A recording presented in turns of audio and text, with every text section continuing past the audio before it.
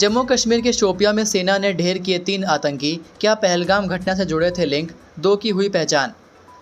हिमाचल प्रदेश के चंबा जिला की सीमा से सटे जम्मू कश्मीर में भारतीय सेना ने एक बार फिर आतंकियों पर बड़ी कार्रवाई की है। सीज फायर के मात्र 3 दिन बाद ही कुछ आतंकी जम्मू कश्मीर में कुछ बड़ा करने के इरादे से आए थे, लेकिन भारतीय सेना ने इनमें से 3 आतंकियों को मार गिराया है। इनमें 2 मृतक आतंकियों की पहचान हो गई है। मारे गए आतंकियों का संबंध लश्कर ए तैयबा से था। मिली जानकारी के अनुसार मंगलवार सुबह भारतीय सेना को शोपियां जिला के शुक्रू केलर इलाके में कुछ आतंकियों के होने की सूचना मिली, जिसके बाद भारतीय सेना ने पूरे जंगल को घेर लिया और सर्च ऑपरेशन शुरू किया। अपने आप को चारों तरफ से घिरा हुआ देखकर आतंकियों ने भारतीय सेना पर गोलीबारी शुरू कर दी, जिसका सुरक्षा बलों ने भी मुंहतोड़ जवाब दिया। दोनों तरफ से चली भीषण गोलीबारी में भारतीय सेना ने 3 आतंकियों को मार गिराया। मारे गए तीनों आतंकियों में से एक आतंकी शाहिद अहमद कुट्टे भी है, जिसका घर पहलगाम हमले के बाद तोड़ दिया गया था। अहमद कुट्टे लश्कर के प्रॉक्सी ग्रुप TRF से जुड़ा हुआ है। शोपियां में मारे गए लश्कर के 3 आतंकवादियों में से 2 की पहचान हो गई है। मारे गए एक आतंकी का नाम शाहिद कुट्टे पुत्र मोहम्मद यूसुफ कुट्टे है। यह आतंकी चोटीपोरा हीरपोरा शोपियां का रहने वाला था। यह आतंकी 8 मार्च 2023 में लश्कर के साथ जुड़ा था। इसी तरह से मारा गया दूसरा आतंकी अदनान शफी डार पुत्र मोहम्मद शफी डार निवासी वंदुना मेलहोरा शोपियां का रहने वाला है। वह 18 अक्टूबर 2024 को वाची शोपियां में गैर स्थानीय मजदूर की हत्या में शामिल था। बताया जा रहा है कि मारे गए तीनों आतंकी पहलगाम घटना को अंजाम देने वालों में से नहीं हैं। पहलगाम घटना को अंजाम देने वाले आतंकियों की सुरक्षा बल तलाश में जुटी है। सुरक्षा बलों ने यहाँ कई इलाके में पहलगाम के आतंकियों के पोस्टर भी लगाए हैं। वहीं इन आतंकियों की सूचना देने वालों को 20 लाख रुपए का इनाम देने की भी घोषणा की गई है। बालूगलोआ में खेत में मिली संदिग्ध वस्तु सेना ने कब्जे में ली, टिल्ला में मिला पाकिस्तानी गुब्बारा। जिला पुलिस देहरा की रानीताल पुलिस चौकी के अंतर्गत बालूगलोआ में मंगलवार को संदिग्ध वस्तु के अवशेष मिलने से हड़कंप मच गया। बताया जा रहा है कि यह अवशेष किसी ड्रोन या मिसाइल का हो सकता है। पुलिस ने इसकी जानकारी सेना को दी, जिसे जांच के लिए योल कैंट से आए सैनिक अपने साथ ले गए हैं।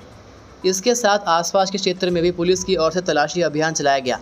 घटनास्थल के पास किसी भी प्रकार की असामान्य गतिविधि की जानकारी नहीं मिली है, लेकिन सुरक्षा एजेंसियां हर पहलू को ध्यान में रखकर पड़ताल कर रही है। पंचायत प्रधान कमलेश कुमारी ने बताया कि उन्हें सुबह करीब 10 बजे वार्ड सदस्य ने खेतों में संदिग्ध वस्तु पड़े होने की जानकारी दी। उधर SP देहरा मयंक चौधरी ने बताया कि बालूगलोआ में एक संदिग्ध टुकड़ा मिला है। इस बारे में सेना को भी सूचित कर दिया था। वहीं भारत पाकिस्तान तनाव के बीच उपमंडल नादौन की किटपच पंचायत के गांव टिल्ला में पाकिस्तान एयरलाइंस का गुब्बारा मिला है। गुब्बारा मिलने से गांव में दहशत बन गई। यह गुब्बारा एक मकान के पास पाया गया है। स्थानीय लोगों ने तुरंत इसकी सूचना पुलिस को दी, जिसके बाद पुलिस मौके पर पहुंची और गुब्बारे की जांच शुरू कर दी। गुब्बारे के साथ एक धागा भी बंधा हुआ पाया गया। पुलिस ने गुब्बारे को कब्जे में लेकर विस्तृत जाँच शुरू कर दी है। प्रशासन ने लोगों से शांति बनाए रखने की अपील की है और अफवाहों पर ध्यान न देने की सलाह दी है। पुलिस इस बात का पता लगाने का प्रयास कर रही है कि यह गुब्बारा कहां से आया है। उधर SP भगत सिंह ठाकुर ने कहा कि मामला ध्यान में आया है, मामले में जांच की जा रही है। वहीं लोग अफवाहों पर ध्यान ना दें। 10वीं 12वीं कक्षा के नतीजों में बेटियां आगे, पड़ोसी राज्यों को हिमाचल ने पीछे छोड़ा। केंद्रीय माध्यमिक शिक्षा बोर्ड के मंगलवार को घोषित हुए 10वीं और 12वीं कक्षा के नतीजों में हिमाचल में बेटियां पास प्रतिशतता में छात्रों के मुकाबले आगे रही।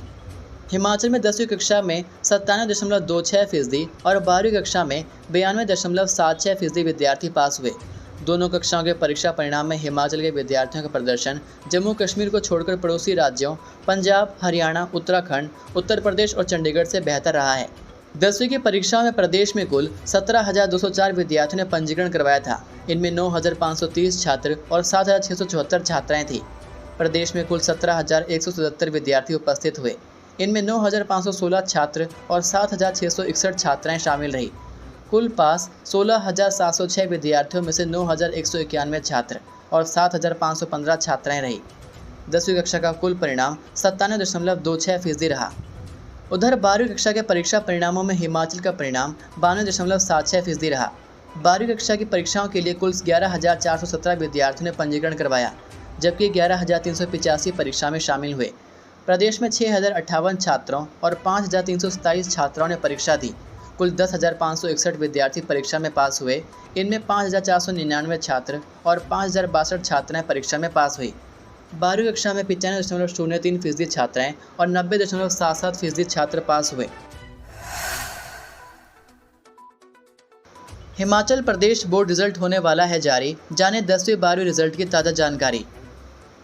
Himachal Pradesh board of school education ने अभी तक कक्षा 10वीं 12वीं परिणाम जारी करने की कोई आधिकारिक सूचना नहीं दी है, लेकिन रिपोर्ट्स के मुताबिक अगले 48 घंटे में एचपी बोर्ड रिजल्ट जारी कर सकता है।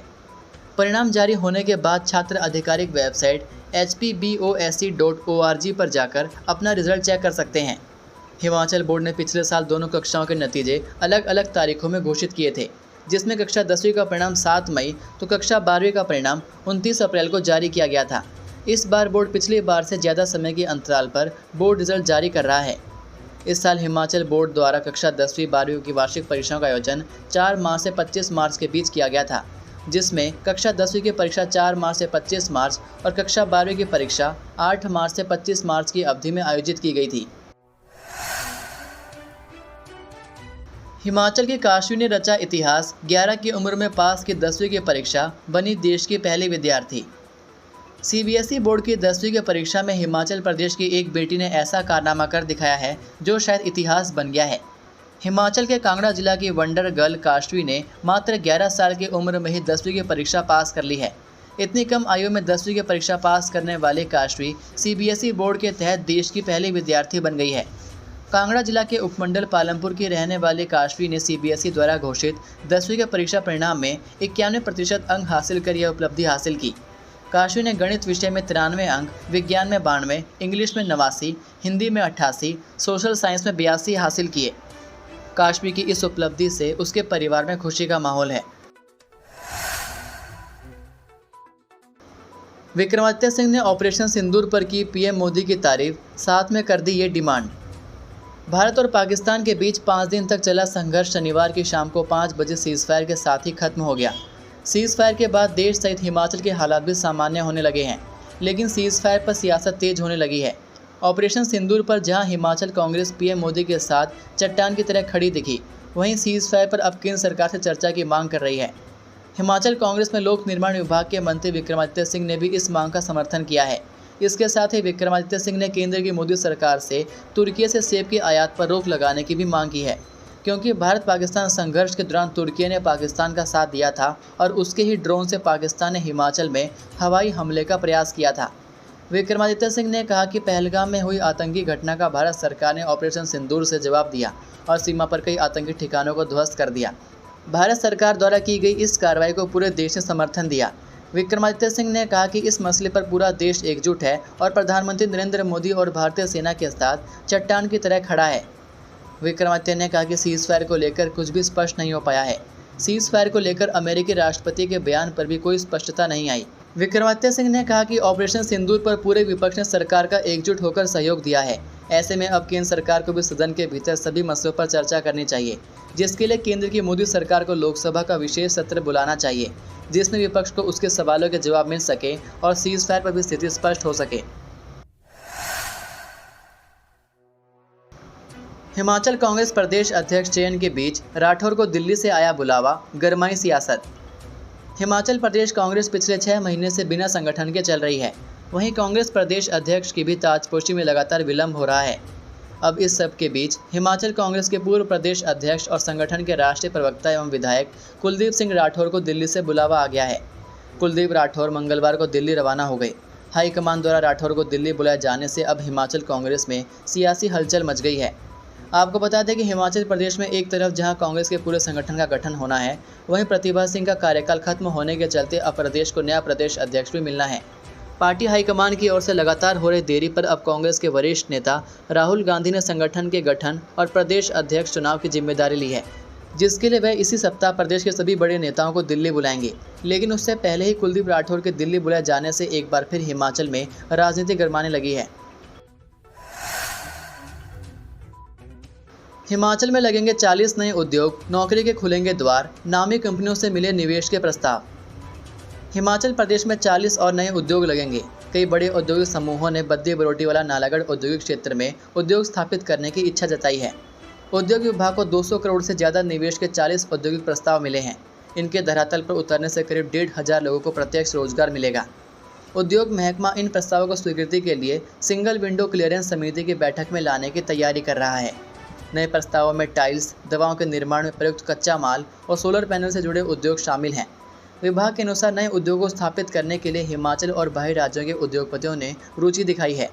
हिमाचल के उद्यमियों को उद्योग स्थापित करने के लिए किसी विशेष अनुमति की जरूरत नहीं होगी।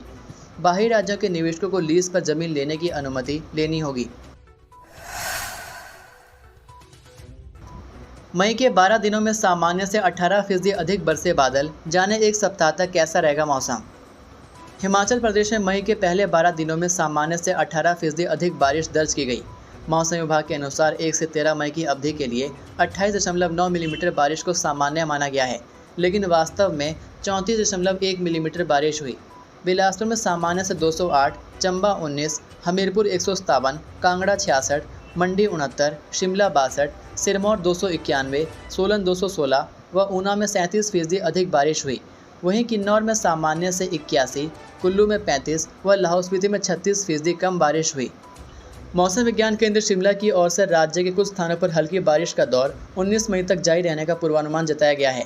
13 से 15 मई तक राज्य के ऊंचाई वाले पहाड़ी क्षेत्रों में कुछ स्थानों पर हल्की बारिश की संभावना है।